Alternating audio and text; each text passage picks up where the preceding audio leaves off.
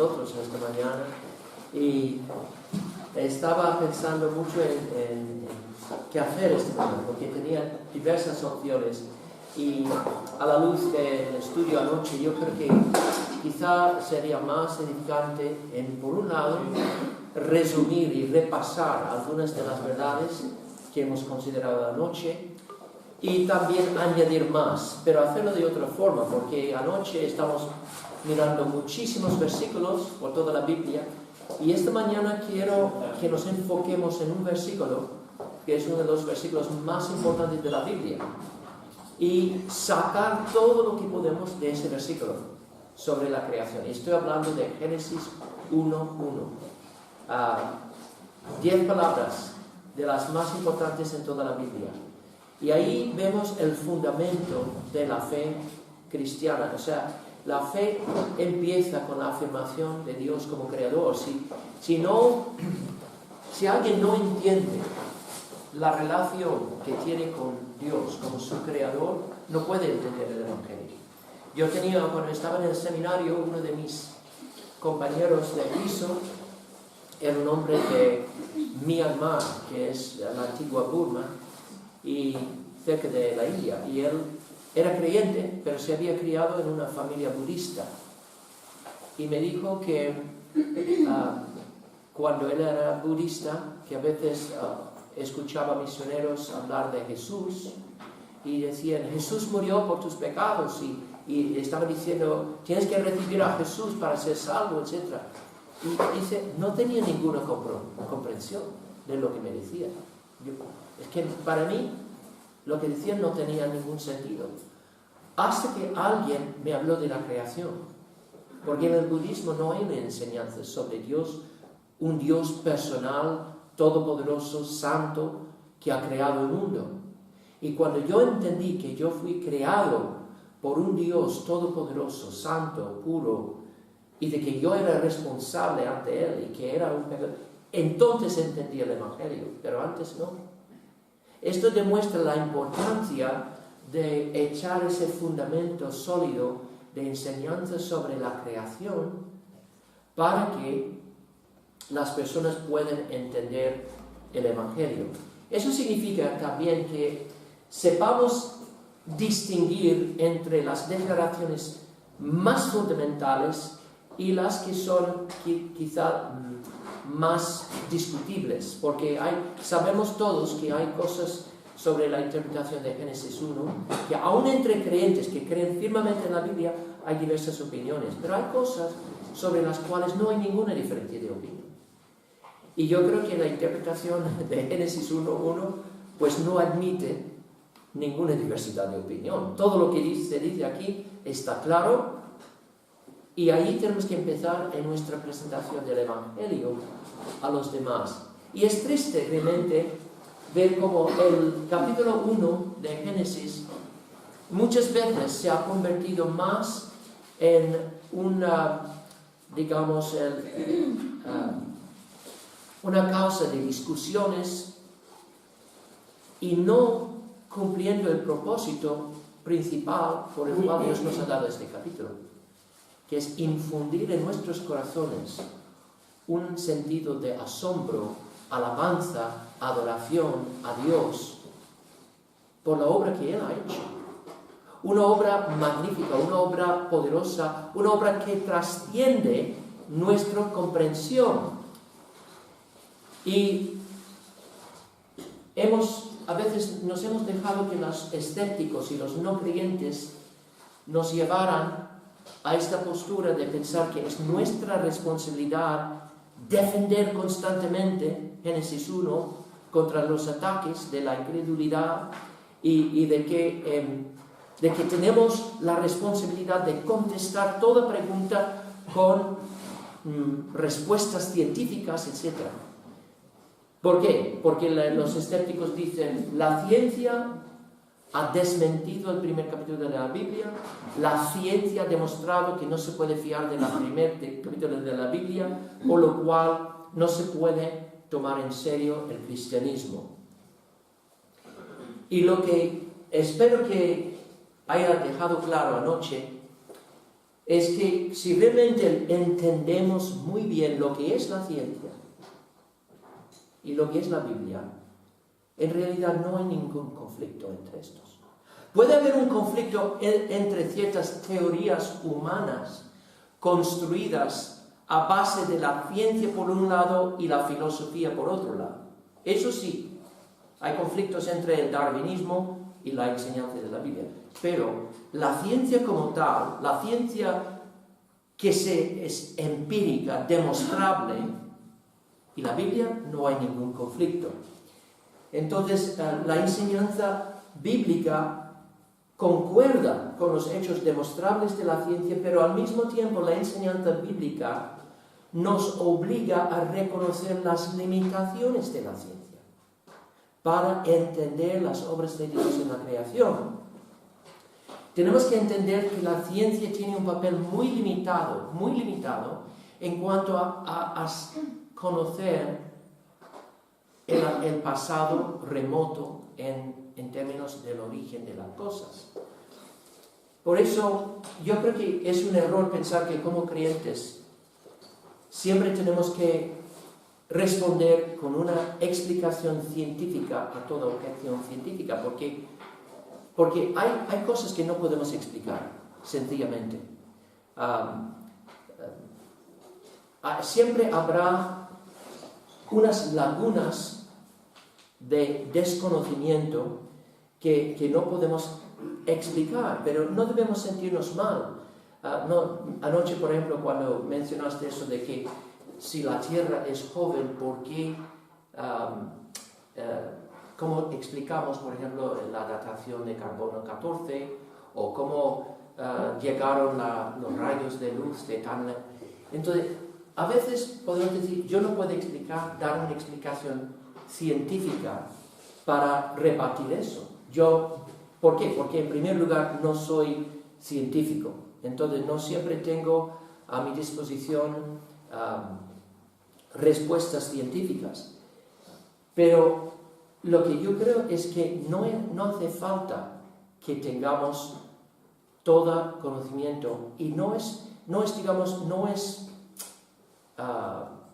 pues simplemente dimitir de la conversación, decir quizá Dios hizo esto o quizá esto, porque ¿sabes una cosa? Los científicos hacen lo mismo. Cuando se encuentran frente a lagunas de desconocimiento, dicen, a lo mejor, quizá se llama en la ciencia una hipótesis, y es la forma en que la ciencia avanza. La ciencia avanza confesando su ignorancia y proponiendo hipótesis y comprobando estas hipótesis. Entonces, si los científicos dicen, quizá, a lo mejor, tampoco tenemos nosotros que sentirnos avergonzados por decir, no lo sé, quizá esto, a lo mejor esto, no lo sé. Porque es realmente lo que debemos esperar. Si creemos en las limitaciones de la ciencia para darnos conocimiento de orígenes, siempre va a haber lagunas de desconocimiento. Siempre va a haber preguntas que no podemos contestar. Pero lo que sí tenemos que tener claro es qué es lo que realmente afirma Génesis. Y para contestar esa pregunta tenemos que empezar con otra pregunta. ¿Qué clase de literatura es Génesis? Porque hoy en día hay creyentes que dicen, mira, la ciencia dice esto acerca del origen del mundo y no parece cuadrar con la enseñanza bíblica. Entonces, lo que tenemos que hacer es llegar a la conclusión de que Génesis realmente no es historia.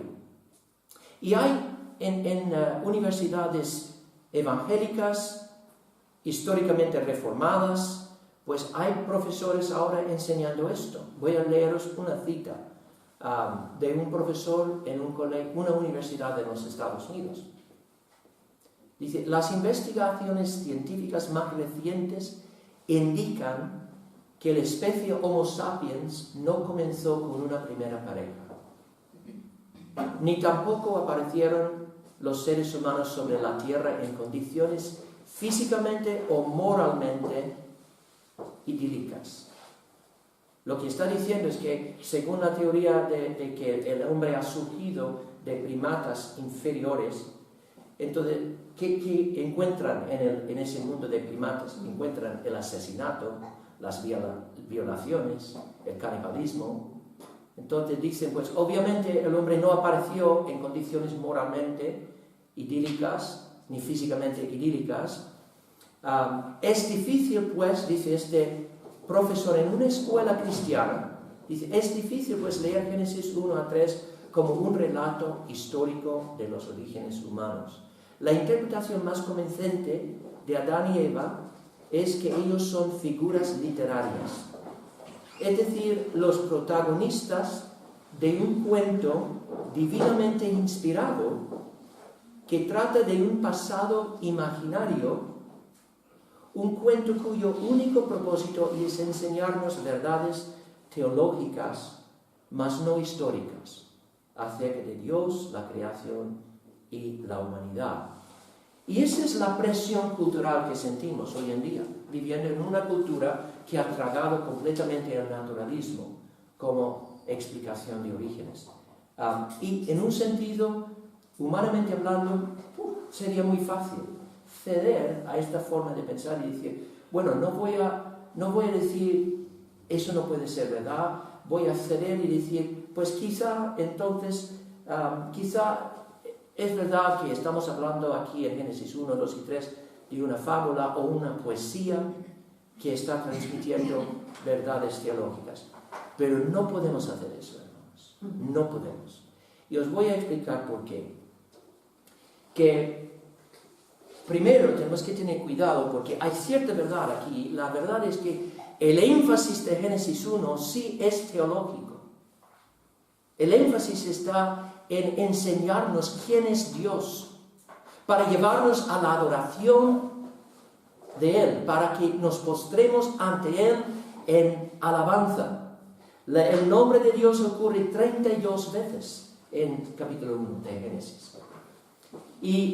Pero eso no quiere decir que podemos tratar Génesis 1, 2, 3 como una fábula, un cuento.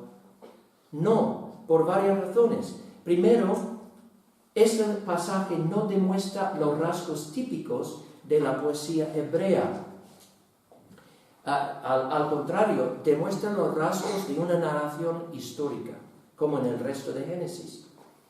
No usa un lenguaje técnico o científico, pero las declaraciones dejan muy claro que estamos hablando de un registro de eventos que ocurrieron en el tiempo y el espacio.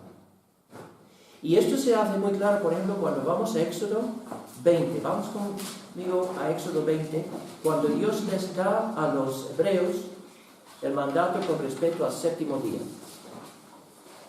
Fijaos en lo que dice en el versículo 11.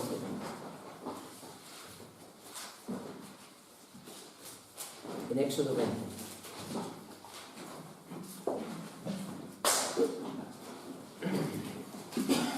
Entonces, vamos a empezar en el versículo 8. Acuérdate del día de reposo para santificarlo. 6 días trabajarás y harás toda tu obra, mas el séptimo día es reposo para Jehová tu Dios. No hagas en él obra alguna, ni tu hijo, ni tu hija, ni tu siervo, ni tu criada, ni tu bestia, ni tu extranjero que está dentro de tus puertas. Porque en 6 días hizo Jehová los cielos, la tierra y el mar, y todas las cosas que en ellos hay, y reposó en el séptimo día. Por tanto, Jehová bendijo el día de reposo y lo santificó. Esta última expresión, Jehová bendijo el día de reposo, realmente nos lleva al final de la narración de creación. Leemos en el capítulo 2 que cuando Dios acabó la obra de hacer los cielos y la tierra, luego ahí mismo, en la semana de la creación, dice, bendijo Dios al día séptimo y lo santificó, porque en él reposó de toda la obra que había hecho en la creación. Entonces Dios en la semana de la creación, después de crear la tierra, entró en su reposo, reposó de su obra creativa y luego, después de entrar en ese reposo, Él bendijo y santificó el día en el que había reposado. Es decir, puso aparte ese día de un uso común a un uso sagrado, que es el significado de la palabra santificar. Y luego, cuando a los judíos les da ese día para ser la señal entre ellos y Él de esa relación que tiene con los judíos, les dice, la razón por la que tenéis que guardar ese día es porque al hacerlo estáis siguiendo el mismo patrón que yo seguí cuando creé el mundo. Cuando creé el mundo, ¿no?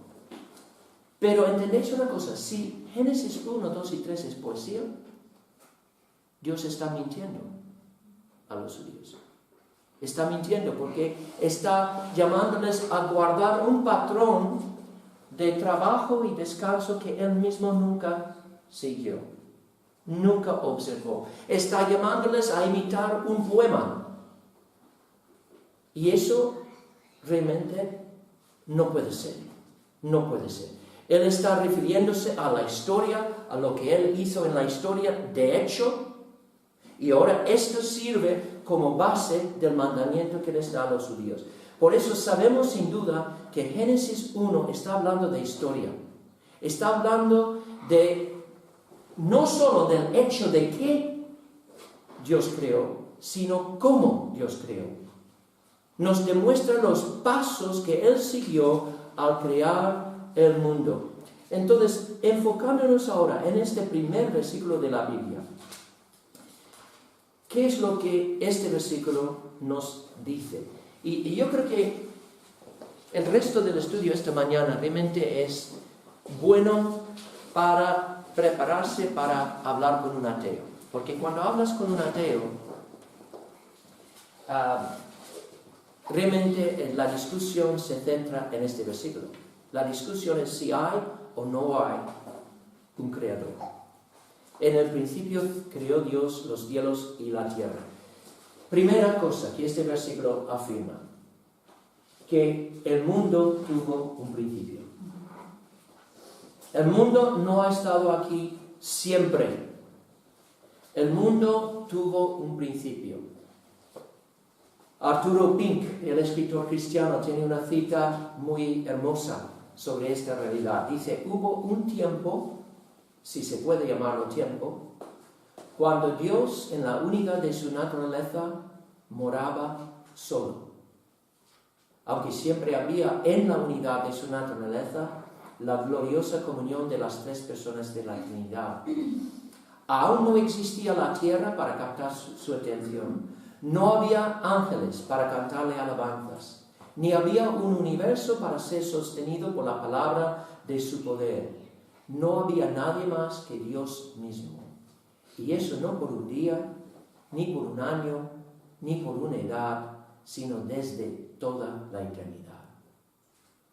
Y esto es una verdad que realmente explota nuestra mente. No podemos, como seres finitos limitados, concebir lo que es la eternidad. No podemos entender cómo un ser puede tener dentro de sí mismo el poder de existir sin depender de nada ni nadie fuera de sí mismo. ¿Por qué? Porque todo lo que conocemos en este mundo tuvo un origen. Tú tuviste un origen. Hubo un momento en el pasado cuando tú no existías. Y tus padres, hubo un momento cuando ellos tampoco existían. Y si vamos hacia atrás en el tiempo, llegamos a un momento cuando el mundo mismo no existía. Cuando nada existía. Entonces, por eso es difícil para nosotros comprender un ser que siempre ha existido sin depender de nada fuera de sí mismo. Y esta es la verdad que Dios está transmitiendo cuando aparece en la zarza ardiente, como ese fuego que está en la zarza, pero la zarza no se consume. No se consume porque Dios no depende de nada fuera de sí mismo para sostenerse. Y ese fuego representa, es una teofanía, es una manifestación visible de la gloria divina, Dios no depende de nadie, porque no existe en el tiempo. No hay un antes y después con Dios. Por eso cuando Moisés le pregunta, ¿y qué es tu nombre? Yo soy el que soy. Cuando vas a los israelitas, diles, yo soy, te ha enviado. Vive en un eterno ahora. Como dice un predicador galés, que es un amigo mío y es un pastor muy querido. Él dice, Jeff Thomas se llama. Dice, Dios no tiene un cumpleaños, ni depende de un sistema de asistencia vital fuera de sí mismo. Él es el único ser autosuficiente. Entonces la pregunta del ateo es, ¿cómo puede haber un ser así? ¿Cómo puede haber un ser autosuficiente? Y luego siempre te van a hacer esta pregunta. Si todo necesita un creador, ¿quién creó a Dios? ¿No? ¿Has oído esta pregunta? ¿Esta objeción? Pero es interesante, la Biblia nunca intenta explicar cómo Dios existe, cómo está aquí Dios con argumentos filosóficos. No nos da ninguna explicación. Solamente afirma que los cielos cuentan su gloria, que su creación demuestra su existencia, que si Él no existiera no estaríamos aquí, nada estaría aquí. Entonces lo que tenemos que hacer es llevar al ateo a considerar las consecuencias de su propia cosmovisión. ¿Qué consecuencias habría si Dios no existiera? Entonces,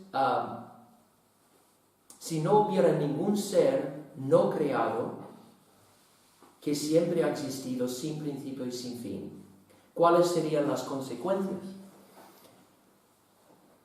Bueno, primero tendríamos que decir que si eso fuera verdad, si no hubiera ningún ser eterno, solamente nada al principio, entonces ahora mismo habría nada. Porque de la nada, ¿qué puedes sacar? Nada. Si yo tengo una bolsa vacía y yo meto mi mano dentro, no voy a sacar nada. Yo puedo hacerlo durante 1.000.000 de años o durante millones de años. Nunca voy a sacar nada. De la nada viene nada, pero estamos aquí. El mundo está aquí. Y todas las evidencias apuntan al hecho de que el mundo tuvo un principio. El mundo tuvo un principio. Ahora, si el mundo tuvo un principio, tiene que haber un agente fuera del mundo para darle su existencia. ¿Por qué digo eso? Porque todo lo que comienza, escuchar, todo lo que comienza a existir necesita un creador. No puede crearse a sí mismo. ¿Sabéis por qué? Porque para crearse a sí mismo tendría que estar aquí antes de existir para crearse. Que es una contradicción, ¿no? Algo no puede estar aquí antes de existir para crearse. Entonces, si algo comienza a existir, necesariamente necesita un creador. Entonces la pregunta es, entonces, ¿quién creó a Dios? Pero no me estás escuchando. No he dicho todo lo que existe necesita un creador. No, el argumento no es todo lo que existe, es todo lo que comienza a existir necesita un creador. Y Dios, por definición, nunca comenzó a existir. Por eso no necesita un creador. Un ser eterno, un ser autosuficiente, que tiene dentro de sí mismo el poder de existir en un eterno ahora, no necesita un creador, pero todo lo demás sí. Todo lo que comienza necesita un creador. Por eso la Biblia dice, los hombres no tienen excusa. Ellos saben muy bien que no han creado a sí mismos. Toda la ciencia incluso apunta un principio del universo. Las personas con menos excusa para negar la existencia de Dios son los científicos, porque ellos saben mejor que nadie que este mundo empezó. Y eso es precisamente lo que este texto afirma, que el mundo tuvo un principio. Y esto es una verdad no solamente enseñada por la Biblia, es una verdad que los cielos cuentan, es una verdad que la razón humana confirma. Otra verdad que aprendemos aquí en Génesis 1:1 es que Dios es el único ser responsable de la creación. En el principio creó Dios los cielos y la tierra. No consultó con nadie. No se sentó con los ángeles y les dijo: ¿qué os parece? Estoy pensando en crear un mundo. ¿Os parece bien? No consultó a nadie porque no había nadie. No había nadie. Solo Dios. Y la Biblia dice que Dios creó el mundo por su mera voluntad, una libre decisión de su voluntad, porque a Él le agradaba hacerlo. Apocalipsis 4:1 dice: los 24 ancianos se postran delante del trono de Dios, del que está sentado en el trono, y adoran al que vive por los siglos de los siglos, y echan sus coronas delante del trono, diciendo: Señor, digno eres de recibir la gloria y el honor y el poder, porque tú creaste todas las cosas y por tu voluntad existen y fueron creados. Entonces, la pregunta muchos tienen es: ¿por qué creó Dios? ¿Por qué creó Dios? Y hay personas que dicen: pues a lo mejor se sentía solo, porque como solo existía Dios, a lo mejor para quitar su soledad, creó la creación. Pero eso no puede ser, porque eso hace a Dios depender de la creación para suplir sus necesidades. Dios no tiene necesidades. En sí mismo es eternamente gozoso, lleno, completo. No necesita nada fuera de sí mismo para ser feliz. Es una fuente de plenitud, de gozo, de alegría. No podemos decir: bueno, a lo mejor se sentía solo, porque acordad de una cosa: aunque hay un solo Dios, este Dios existe en tres personas. Dentro del mismo ser de Dios hay una eterna relación entre el Padre, el Hijo y el Espíritu Santo. Hay comunión, hay vida, hay comunicación en la vida de Dios desde la eternidad. Entonces, ¿por qué creó? ¿Por qué creó? Yo creo que simplemente por eso, para compartir con criaturas como nosotros, criaturas hechas a su imagen, su gozo. El gozo de conocer a un ser tan maravilloso, tan lleno, tan magnífico como Dios. Dios salió al público, por decirlo así. Dios creó criaturas para que pudieran conocerle y para que pudieran gozar del mismo gozo que hay en Dios mismo. Creó esta creación como un acto libre de su voluntad. Dice A.W. Tozer: Dios tiene una relación voluntaria con todo lo que ha hecho, pero tiene ninguna relación necesaria con nada que no sea Él mismo. O sea, no fue bajo ninguna obligación, pero creó este universo como para ser como, por decirlo así, un teatro en el cual manifestar sus atributos divinos. Dice Wayne Grudem: la creación muestra la gran sabiduría y el gran poder de Dios, y en última instancia muestra todos sus atributos divinos. Esta es la razón por la que Dios ha creado, para manifestar a través de un acto creativo sus atributos, para que la creación sea un espejo en el cual Él contempla su propia gloria. Y esta es la razón, hermanos, Esta es la razón por la que tú y yo disfrutamos tanto de crear cosas. Este es un atributo del ser humano. ¿Has notado que cada ser humano, si tienes algún don, si eres artista, si eres carpintero, si eres cocinero, es verdad que no disfrutas de crear esta cosa? Yo, por ejemplo, a mí me encanta escribir poesía. Yo llevo años y años, yo tengo montones de poemas en cajones, en diversas partes, pero cuando yo escribo un poema, me siento realizado. Me siento porque estoy expresándome, estoy creando. Y la razón es porque estoy creando a la imagen de Dios. Cada ser humano creado a la imagen de Dios, que tiene dones, que tiene capacidades para crear, disfruta de crear porque está reflejando su creador. Dios se goza en crear, pero no necesita crear para ser feliz porque es feliz en sí mismo, en la presencia de su Hijo, del Espíritu Santo, Dios, el trino Dios, eternamente feliz. Y además Él es el único realmente que puede crear en el sentido absoluto. Nosotros simplemente reorganizamos cosas. El pintor reorganiza colores, formas, etc., para crear algo. Un poeta escoge palabras del idioma ya inventado, escoge palabras y los recombina para crear un poema. Pero Dios, cuando Dios creó de la nada. Él es el Dios totalmente original.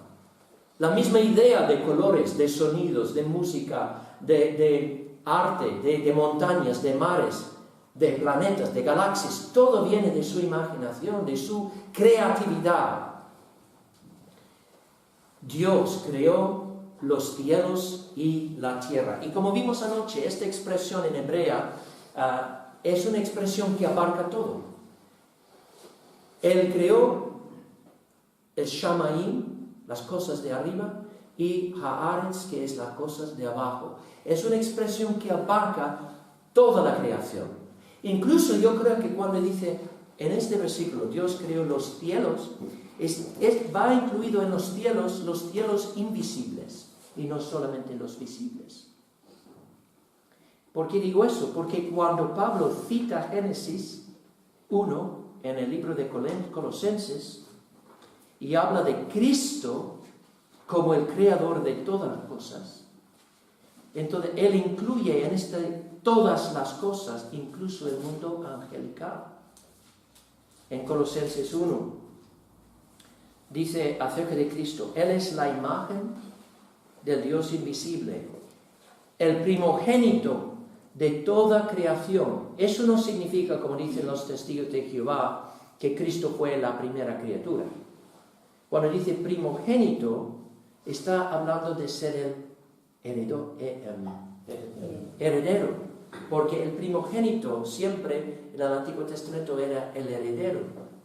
Él heredaba una doble porción de los bienes del Padre. Entonces, Cristo es el heredero de toda la creación, porque en Él fueron creadas todas las cosas. Y no sé si sabéis, pero en el griego la preposición en también puede ser traducido por, también. O sea, se puede traducir porque en Él o por Él fueron creadas todas las cosas. ¿Dónde vemos esto en Génesis 1? Pues, ¿cómo se llama Jesús en el primer capítulo de Juan? El verbo de Dios, la palabra de Dios. Entonces, ¿cómo crea Dios todo el mundo? Con su palabra, con su palabra. Entonces, en Él fueron creadas todas las cosas, las que hay en los cielos, Hashamayim, y en la tierra, Haaretz, visibles e invisibles, sean tronos, sean dominios, sean principados, sean potestades, todo fue creado por medio de Él y para Él.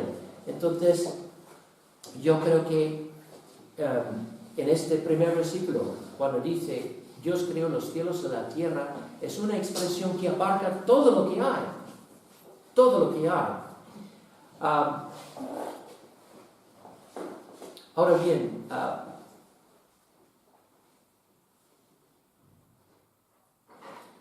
Entonces, en este pasaje también vemos un énfasis en el poder de Dios. Obviamente Dios tiene que tener infinito poder para crear todas las cosas, pero este primer versículo destaca el poder de Dios en el mismo nombre que usa por Dios. Cuando dice, en el principio creó Dios los cielos y la tierra. ¿Sabéis cuál es la palabra que el autor usa aquí? Por Dios. No es el nombre, su nombre más tarde revelado de Yahvé. Es el nombre Elohim. Elohim. Y este es el nombre de Dios que se usa en todo el capítulo. Lo interesante de Elohim es que es un sustantivo plural. Significa literalmente dioses. Pero obviamente Moisés no era politeísta. No creía que había varios dioses que creó el mundo. Cree que hay un solo Dios, el único Dios. Y sin embargo, cuando dice Elohim, creó, dioses creó, ¿qué quiere decir? Entonces, hay muchos comentaristas que dicen que lo que tenemos aquí es un uso de lo que se llama la plural de majestad. Muchas veces, para transmitir la idea de majestad, pues en los escritores y en el lenguaje común se usa la forma plural para transmitir la idea de majestad o de intensidad. Por ejemplo, en Isaías, cuando Isaías ve a Dios levantado en el templo, sentado sobre su trono, y los ángeles están ahí cubriendo sus rostros, ¿qué es lo que dicen? Santo es el Señor. ¿Sí? No. ¿Qué dicen? Santo, santo, santo es el Señor. 3 veces santo. Es una forma de intensificar, de expresar, en otras palabras, que Dios es santo en sumo grado, que no hay más santo que Él. Es el plural de majestad, de intensidad. No sé si habéis oído de la reina Victoria, que vivió en el siglo XIX, ¿no? Pero a veces una frase que decía cuando no estaba contenta con algo, ella decía, no nos hace gracia. No decía no me hace gracia, dice no nos hace gracia. ¿Por qué? Porque era la reina y siempre se refería a sí misma en la forma plural para transmitir esta idea de majestad. Entonces, muchos comentaristas dicen, eso es lo que vemos aquí, que Elohim es la forma plural de Dios para transmitir la idea de que Dios es sumamente Dios, es el más alto de todo, es el Dios majestuoso. Pero luego hay otra posibilidad también, porque desde un punto de vista cristiano sabemos que Dios es un ser trino. Entonces, la doctrina de la Trinidad no se revela con tanta claridad en el Antiguo Testamento. ¿Por qué? Porque en el Antiguo Testamento Dios está tratando de recalcar su unidad. En las culturas, todas las culturas eran politeístas. Entonces, el Antiguo Testamento, una y otra vez, hace hincapié en el hecho de que hay un solo Dios. Dios es uno, no hay más que Él. Pero luego llegamos al Nuevo Testamento y hay esta revelación de que el Dios eterno, pues, se ha expresado eternamente por medio de su palabra. En el principio era el Verbo, y el Verbo era con Dios, y el Verbo era Dios. Dios es uno, pero al mismo tiempo, dentro de su unidad, hay una pluralidad de personas, hay una relación eterna. Entonces, algunos comentaristas dicen que, como la Biblia es inspirada, es interesante que Moisés usa un plural para referirse a Dios, porque eso anticipa la revelación del Nuevo Testamento del carácter trino de Dios. Y puede ser verdad, pero lo que vemos es que está recalcando la grandeza, la majestad de Dios, su poder. Luego, otra manera de hacer hincapié en el poder de Dios es el uso del verbo crear. Ese verbo aquí en el principio, en el primer versículo, en el principio creó Dios, es el verbo hebreo bara. Bara. Y se usa solamente 3 veces en este capítulo. Todas las demás veces hay otro verbo que se usa, asa, que tiene la idea de formar. Normalmente es la idea de formar algo de materiales preexistentes. Por ejemplo, cuando forma en el capítulo 2 de Génesis, cuando hace el cuerpo de Adán, Dios hace el cuerpo de Adán, el verbo es asa, formó. ¿Por qué? Porque Dios tomó el polvo de la tierra y formó el cuerpo de Adán. Pero entonces el énfasis en asa es la idea de formar. Pero bara, el concepto es originar. Y el énfasis es que Dios está haciendo algo totalmente novedoso, sin precedentes. Algo increíblemente nuevo. Y hay 3 lugares en el capítulo 1 donde se usa bara. Primero, cuando Dios crea las cosas de arriba y las cosas de abajo, los componentes básicos del universo, cuando por un solo acto crea de la nada el universo en bruto, usa bara, creó los cielos y la tierra. Luego, cuando por primera vez aparece vida consciente en la tierra, cuando Dios crea los animales marinos y los aves, primera vida consciente en la tierra, la Biblia usa bara, porque es algo novedoso. Esto es algo verdaderamente nuevo. Y en tercer lugar, cuando crea a Adán y Eva, cuando dice, ahora hagamos al hombre a nuestra imagen, y creó Dios al hombre, bara, originó algo nuevo. Entonces esta palabra bara hace hincapié en el poder de Dios, su capacidad de crear algo totalmente nuevo. Entonces, esta es, en resumen, la enseñanza fundamental de este primer versículo de la Biblia. Dios creó todo lo que existe. El mundo no existía en un tiempo. Dios creó todo de forma soberana, por su propia voluntad, sin consultar con nadie, de forma poderosa, con un poder ilimitado. Por eso no podemos limitar a Dios a actuar siempre por medios naturales, como quiere hacer la ciencia. La ciencia busca siempre explicaciones naturales, procesos naturales. No podemos limitar a Dios diciendo que solo puede hacer lo que la razón y la ciencia puede explicar.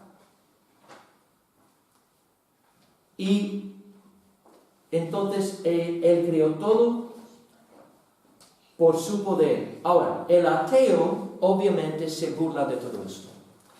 El ateo dice, no puede ser. Pero él tiene un gran problema, porque él también tiene que explicar cómo estamos aquí. Entonces, el ateo busca una explicación sin ninguna referencia a Dios. Y al final inventa teorías que, a mi punto de vista, parecen mucho más difíciles de creer que aceptar la existencia de Dios. Anoche estamos hablando del Big Bang. Ahora, yo sé que hay creyentes incluso que creen en el Big Bang. Pero para mí es una teoría absurda. Si realmente entendemos lo que es el Big Bang, porque estrictamente hablando, el Big Bang es una forma de explicar cómo estamos aquí sin ninguna intervención milagrosa de Dios.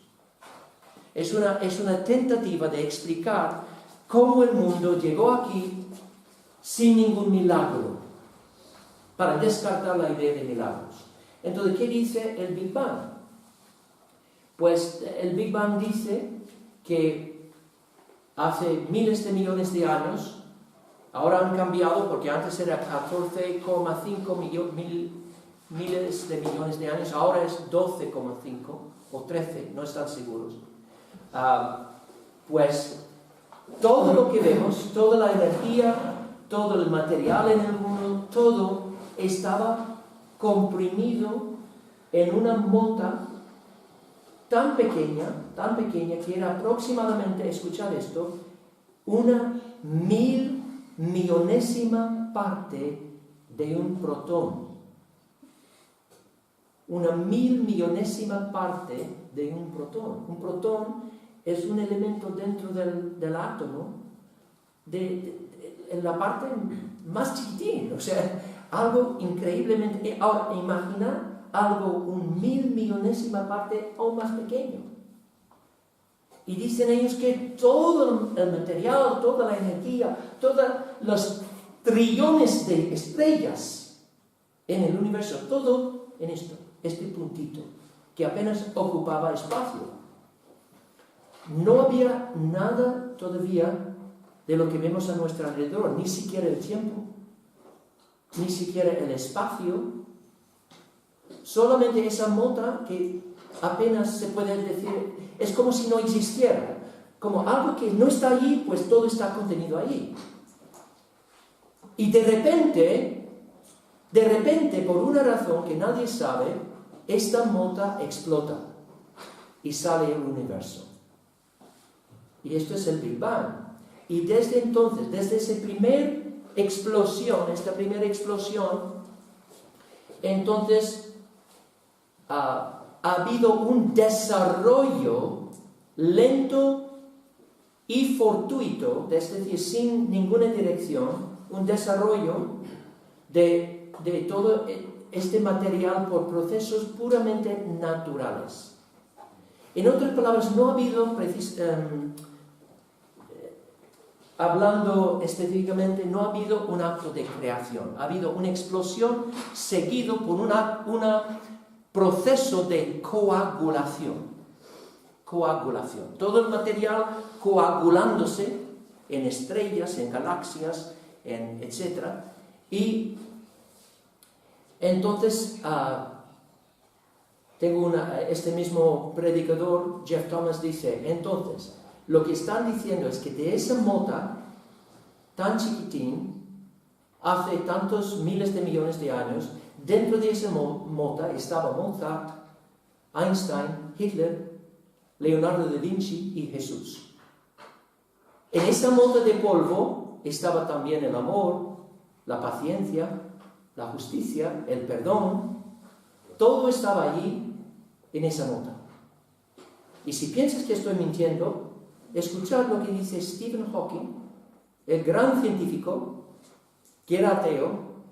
Él dice que para él, ¿qué es lo que ha montado todo el universo desde esa explosión? ¿Qué es lo que ha montado ese universo? La gravedad. Dice él, es la gravedad que da forma a la estructura del universo. Puesto que hay una ley como la gravedad, el universo puede crearse de la nada. Una de las mentes más brillantes del siglo XX dice eso.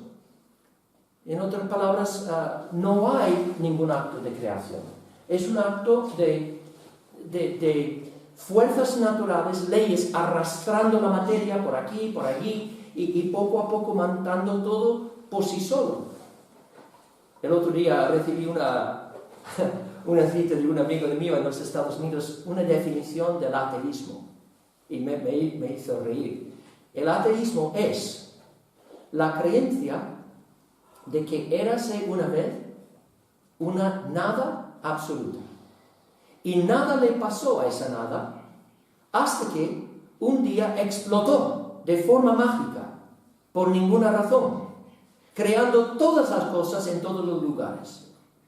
Y después, una parte de ese todo es explotado se reorganizó por ninguna razón, convirtiéndose en cosas que se reproducían, y esas cosas que se reproducían se convirtieron en los dinosaurios. Este es el ateísmo, la verdad. Ahora, os pregunto, ¿requiere más fe creer en Dios o creer en ese cuento ateo?